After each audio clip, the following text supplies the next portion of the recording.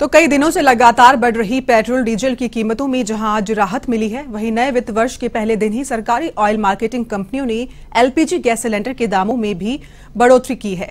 आज commercial cylinder के दाम में 250 रुपए का इजाफा हुआ है। 19 किलो के इस सिलेंडर की कीमत अब 2,553 रुपए होगी।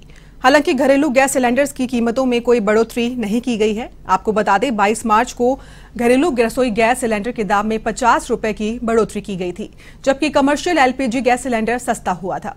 दिल्ली में घरेलू एलपीजी गैस सिलेंडर की कीमत 949.5 रुपए है। आपको बता दें कमर्शियल सिलेंडर के दाम बढ़ने से होटल और रेस्टोरेंट पर भी असर दिखाई देगा। इसका प्रभाव आम ग्राहकों की जेब पर भी पड़ेगा, क्योंकि लागत में इजाफा होने से बाहरी खाने की कीमतें बढ़ना तय है।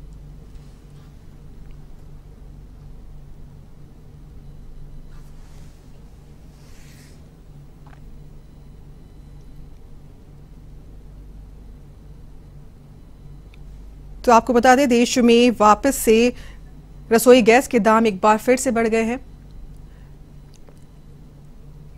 और इसी खबर पर ज्यादा अपडेट के लिए हमारे साथ जुड़ चुके हैं फोन लाइन पर हमारे सहयोगी बीके शर्मा। जी बीके, रसोई गैस के दाम एक बार फिर बढ़ा दिए गए हैं, क्या कुछ ताजा और जानकारी मिल रही है, क्योंकि लगातार पेट्रोल और डीजल के दाम भी बढ़े जा रहे हैं?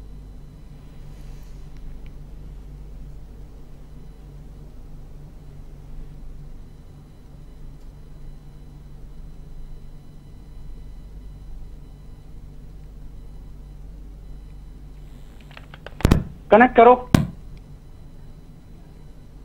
तो आपको बता दें देश में व्यावसायिक रसोई गैस के दाम एक बार फिर बढ़ गए हैं, जहां 1 अप्रैल से 19 किलो के सिलेंडर अब 250 रुपए महंगे हो गए हैं। तो हमारे साथ जुड़े हुए हैं बीके शर्मा। जी बीके, लगातार गैस के दाम बढ़े जा रहे हैं, वहीं दूसरी तरफ पेट्रोल डीजल के भी दाम बढ़ रहे हैं, तो दोनों को लेकर क्या कुछ कहेंगे? देखिए, ये सारा देखा जाए तो इसकी जो ट्रेडिंग होती है वो एक ही कंपनियां करती हैं, जो पेट्रोलियम कंपनियां हैं। उन्हीं के पास एलपीजी का भी व्यवसाय की जिम्मेदारी है और उन्हीं के पास पेट्रोल और डीजल की है। और इनका अगर बैलेंस शीट है वो कॉमन होती है, तो कुल मिला के देखा जाए पेट्रोल और डीजल का जो है वो एक ही तरह का ट्रेड है।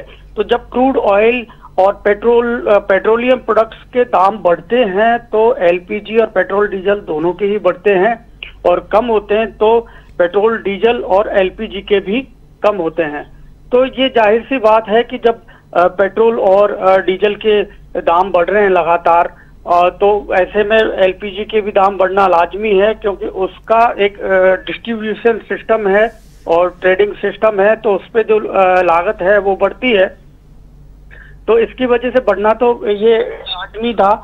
और लेकिन क्या इसमें एलपीजी में इतना ही अंतर है कि इसमें महीने के अंदर जो समीक्षा बैठक होती है मासिक कंपनियों की, ये तय कर रखा है कि जब भी महीने में जब पहली तारीख होगी उसको बढ़ेगा घटेगा जो भी होगा, उसमें समीक्षा बैठक होती है पहले, और उसके बाद तय किया जाता है कि एलपीजी के दाम कम होने हैं या ज्यादा होने हैं। अब इसमें पिछले दिनों में ये भी जो अगर पिछले साल से लेकर और अभी तक ये भी देखने आया है कि जो मासिक समीक्षा बैठक के बीच में भी दाम बढ़ाए गए हैं एलपीजी के। तो ये भी ट्रेंड पिछली बार ये खत्म होता नजर आया था कि केवल 1 महीने में ही ये समीक्षा बैठक होगी, और जो घटत बढ़त जो भी करनी है, कीमतों को कम ज्यादा करना है, वो केवल महीने में एक बार होगा। ये भी तय नहीं है। हो सकता है कि आने वाले दिनों में एक बार फिर से पेट्रोलियम कंपनियां बैठक करें और इसकी कीमतों में और बदलाव कर सकते हैं, यदि क्रूड ऑयल महंगा होता है। रूस और यूक्रेन के बीच युद्ध के हालात अगर थमते नहीं है तो। जी बिल्कुल, जिस तरीके से देखा जा रहा है आज से वित्त वर्ष भी शुरू हो चुका है, तो क्या कुछ चेंजेस भी हमें देखने को मिल सकते हैं? क्योंकि क्या कुछ रहेगा, आम जनता पर भार पड़ेगा या फिर क्या कुछ चीजों पर छूट मिलेगी? आज से वित्तीय वर्ष शुरू हुआ है 2022-23, तो इसमें कई सारे बदलाव देखने पड़ेंगे। राजस्थान में तो सरकार ने एक बड़ा बदलाव ये किया है कि यहाँ ई वे बिल की जो सीमा थी, शहर के अंदर भी जो थोक व्यापारी हैं उनके यहाँ से रिटेल व्यापारियों के यहाँ सामान जाता आता है, या यहाँ मैन्युफैक्चरिंग जो यूनिट्स है उनसे थोक व्यापारियों के यहाँ सामान जाता है, उसमें 50,000 के ऊपर ई वे बिल की जरूरत थी, लेकिन अब इसकी सीमा बढ़ाकर 2 लाख कर दी गई है। तो जो राजस्थान में जितने भी शहर है, उस शहर की सीमा के अंदर माल की जो आवाजाही होती है उसमें अब 2 लाख रुपए तक की कीमत का माल है तो ई-वे बिल की जरूरत नहीं होगी। व्यापारियों की लंबे समय से मांग जारी थी, जिसको यहाँ पर मुख्यमंत्री गहलोत ने मानते हुए और एक बड़ी राहत दी है। और अगर राष्ट्रीय स्तर पर, देश के स्तर पर देखा जाए तो इनकम टैक्स विभाग ने ये तय कर दिया है कि अब जो आधार से पैन कार्ड को लिंक कराना है वो उस पर शुल्क लगाया जाएगा और 30 जून तक ये केवल 500 रुपए रहेगा शुल्क। जिन्होंने अभी तक आधार को लिंक नहीं कराया है पैन कार्ड से, उनको 500 रुपए अब आज से देने होंगे और 30 जून तक 500, 30 जून के बाद में ये इनको 1000 रुपए ये शुल्क देना होगा। तो इस तरह के है।